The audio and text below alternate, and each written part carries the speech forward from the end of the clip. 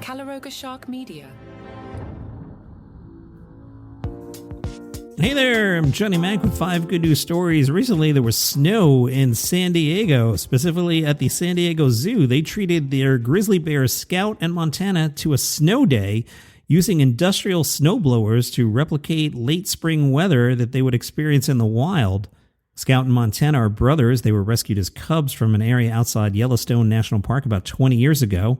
The zoo said they and their mother repeatedly found unsecured food in human-occupied areas, creating safety risks for both bears and local communities. Their story serves as an important reminder that properly storing food and securing trash in bear country helps protect both people and wildlife. Hope they enjoyed the snow. Meanwhile, in Scotland, a family that has owned one of the world's great wildlife treasures for more than 3 centuries has decided the birds can have it. The Dalrymple family has sold Bass Rock, which is a small island in the Firth of Forth that is home to around 100,000 gannets and 10,000 puffins. They've sold it to conservationists who will protect the site for generations to come. Bass Rock rises dramatically from the sea. It's covered in nesting seabirds and dotted with the remains of a medieval castle, a lighthouse, and a notorious prison once known as Scotland's Alcatraz. Sir David Attenborough described it as one of the 12 wildlife wonders of the world. The family had owned it for 320 years. Sir Hugh Dalrymple said, "I made the decision to do this because of the risk the birds are now facing. I thought an organization like the RSPB would be better equipped to protect the islands and their wildlife than a private individual." He said there was some emotional regret, but he's pleased that the islands now have dedicated conservation guardians. Scientists continue to get it done. There's some scientists in Switzerland that have restored normal movement in mice whose spinal cords had been completely severed. They did it using microscopic robots, stem cells, and magnets. Researchers at ETH Zurich say the breakthrough could eventually transform the treatment of spinal cord injuries.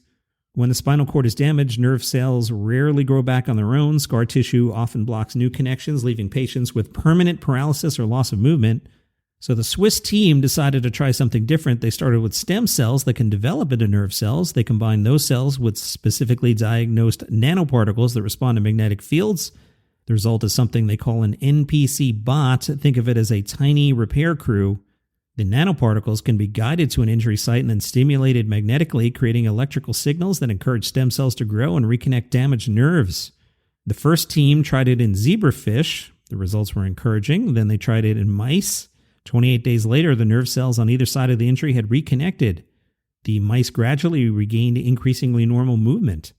In Canada, a woman who rescued an injured crow has been adopted by the local crow community, and they are paying her back with gifts. Yeah, Leah spotted a young crow trapped in a roof gutter. She was looking around for assistance, noticed something nearby, a fire truck. She approached the firefighters and said, "Hey, you look like you want to save a crow today." Great line. The firefighters agreed. They brought over a ladder, freed the trapped bird, and then left Leah with the responsibility of figuring it out from there. She accepted, but she says that the young crow grabbed onto her finger before being taken for treatment. "He latched on my finger and held on. That was life-changing." Not too long after, Leah was walking her dog and noticed a crow fly down and drop something at her feet. It was a small bundle of feathers, a gift. Since then, she's received more presents from local crows. Now, whenever she walks through the neighborhood, the birds gather around her, circling overhead and following along as if she's their favorite celebrity. The crow she rescued still visits her. He's easy to identify because he has a leg band that was attached when he was released back into the wild. And congrats to an 11-year-old boy in England. He discovered a 2-million-year-old tooth from an ancient elephant. Charlie was walking on the beach and had just been talking about how much he loves elephants. He looked down and saw an oddly shaped rock, but it didn't feel like a rock. Charlie's mother, Eleanor, said it must have been quite distinctive because it caught both our eyes, so we picked it up. We could tell it was something different. It had a different feel to it. They contacted experts who said that Charlie had found the upper left molar of an extinct elephant relative called Anachus orvanesis. I probably got that wrong. Regardless, that species roamed parts of Europe roughly 8.5 million years ago.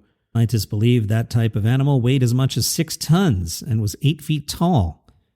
It was also known for long, straight tusks. The tooth itself, 4 inches across. Charlie now can humble brag he is the coolest show and tell item in school. He said, "I found a 2-million-year-old elephant tooth on the beach."